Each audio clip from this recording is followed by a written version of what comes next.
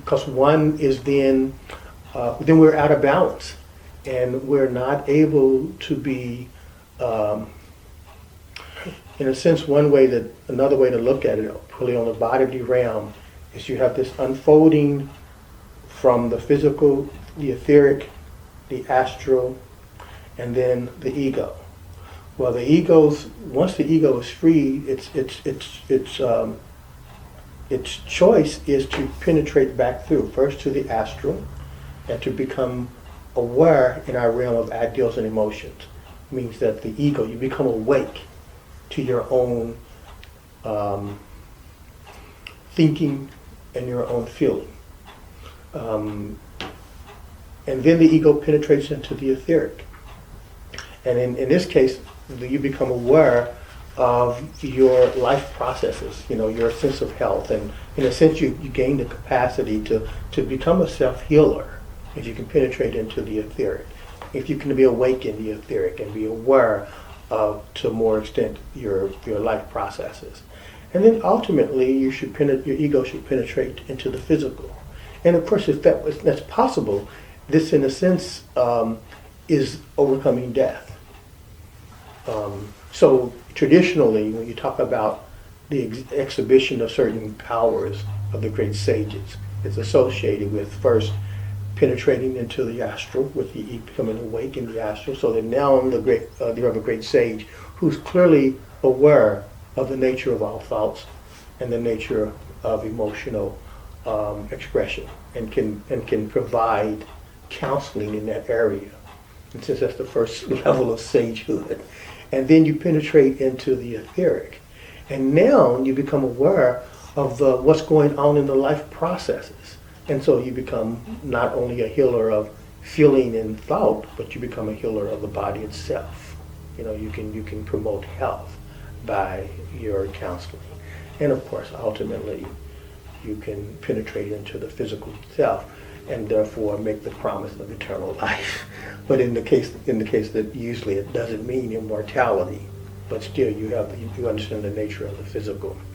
And so that evolves as the nature of our choices, understanding consequences and choices by virtue of having a clear picture of the relationships of body, soul, and spirit.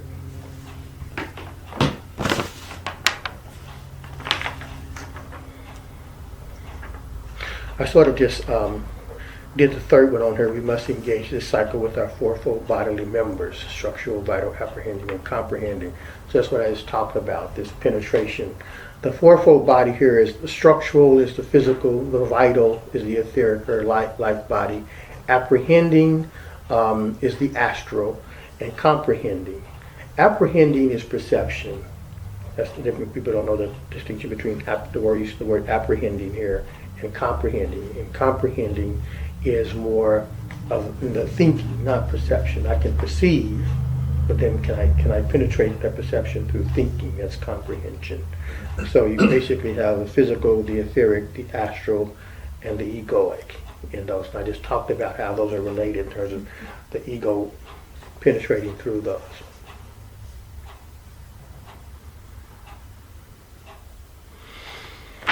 And so this idea that we must first seek to experience the three worlds and only thereby know them. This is a little bit, this is kind of foreshadowing next week a little bit, in that you have to basically open yourself up to the three worlds. You got to differentiate them, and you got to lay yourself out before them. You have to live in the nature of the spirit. You have to live in the nature of the soul. You have to live in the nature of the physical. And our tendency really is not to do that. Our tendency as human beings is to either live in the nature of the physical or of the soul. And even for some of us to live in the nature of the spirit, which is still in its own not a good thing. If you live in the nature of the spirit, but this goes to the whole mission of incarnation. If it was just, if the whole goal was just to live in the nature of the spirit, why incarnate? Because it's by virtue of having a physical body and a soul body that we actually bring something new into the world, which then rays back out and informs the spirit. So we have something new to bring by virtue of our incarnation in the world. And actually, the spirit world, as it manifests in us, is always out of the past. Guess what the oldest part of the body really is the brain. The brain is complete. It's old. It's not evolving. It's the rest of the body which is still evolving. And its nature, who knows? Who knows what the limbs will be in the future? Or with the heart and lungs. They're still evolving in the way that they, in terms of their capacity to work as means of fulfilling our destiny. Right now, our destiny is most strongly, we can fulfill our destiny right now more strongly through the activity of the brain. Basically, unless you're a great athlete, what's your destiny? It is going to be more fulfilled by the capacity of your thought life. But there is a way in which Steiner talks about the limbs becoming, if the spirit becomes more awake in the limbs, what will happen? How will that evolve the limbs? It may be kind of a hard idea to sort of see where I'm coming from, but in a sense, the spirit is awake, fully awake in the head, but it's not fully awake in the limbs. But there is a possibility of that becoming more awake in the limbs being transformed by virtue of that, and then becoming even more, in ways that we probably can't predict right now, tools for us to carry out our destiny in the world.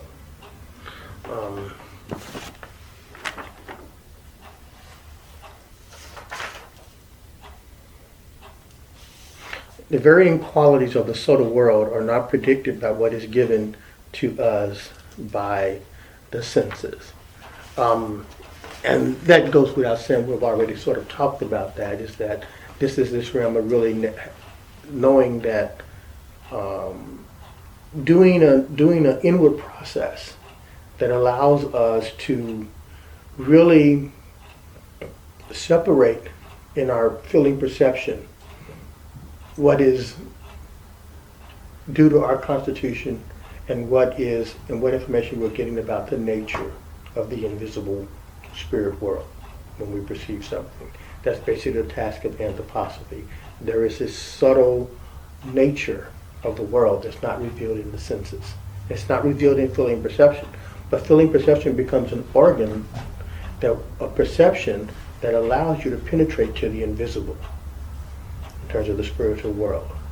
The physical is not, that's another discussion, right? The nature of the physical and whether or not it's invisible or not is a Steiner takes this question up in The Philosophy of Freedom, which is another foundational study book. He talks about what is the real nature of the world.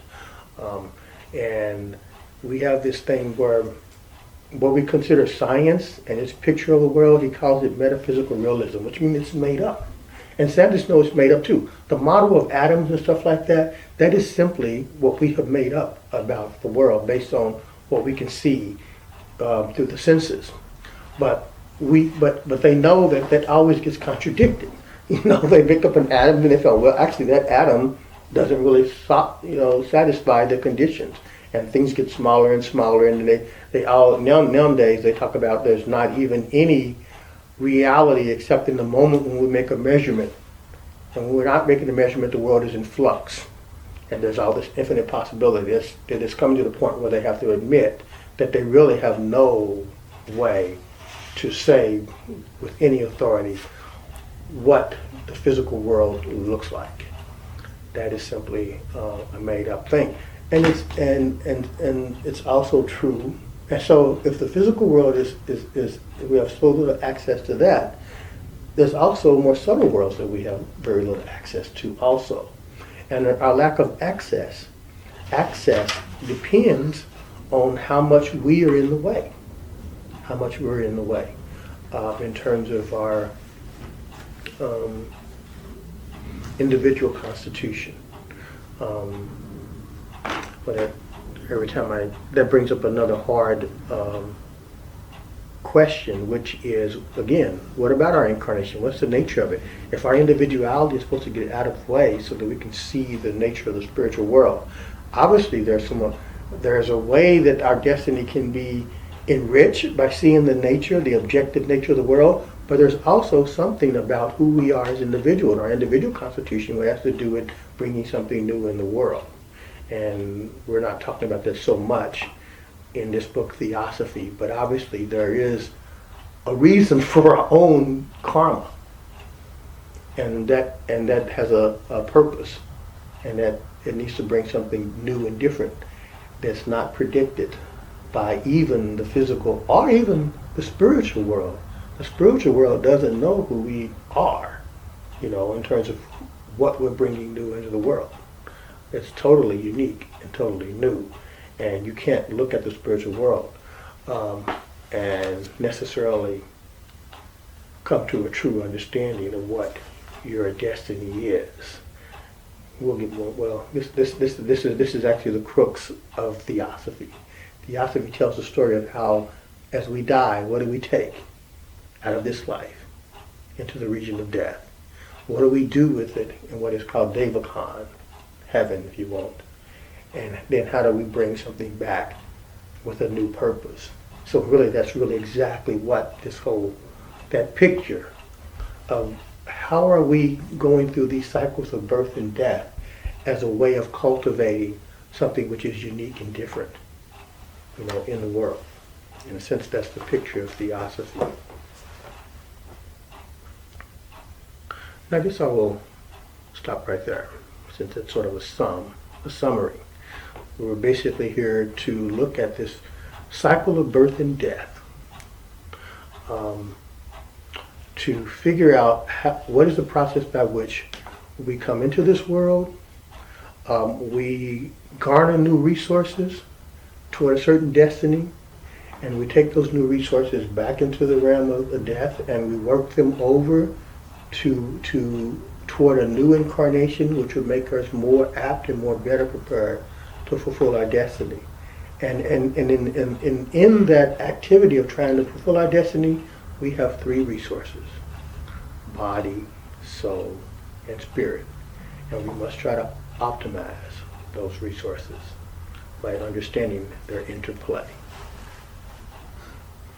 So kind of open it up from there to questions about all that. But I might be living in your own thoughts, not questions, your own thoughts about what you read. Just sort of now we're in the realm of thinking. We sort of went from feeling to willing and thinking. That's sort of the anthroposophical path. Feeling, willing, thinking.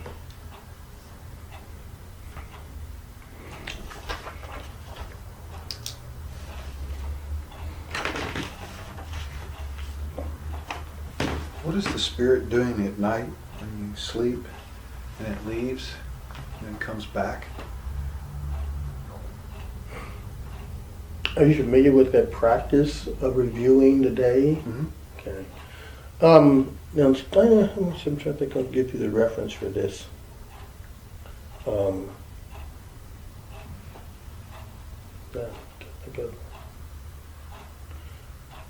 trying to think of where you talked about this, but it's slipping my mind for some reason. It's the higher worlds. Yeah, I mean, basically in sleep, every night you do the same thing. I mean, it's a good question because it's a microcosm of this whole process of birth and death, and you are in a sense creating, reconstituting yourself, and also more than that, creating opportunities in the next day for you to meet your destiny based on, for instance, children. So I have my day through the children. The night I go and I review my work with the children. And in that, through that day, there's been these interactions. And I have gained, some knowledge about the children. But it's not necessarily awake in me. And I want opportunities in the next day for that to wake up.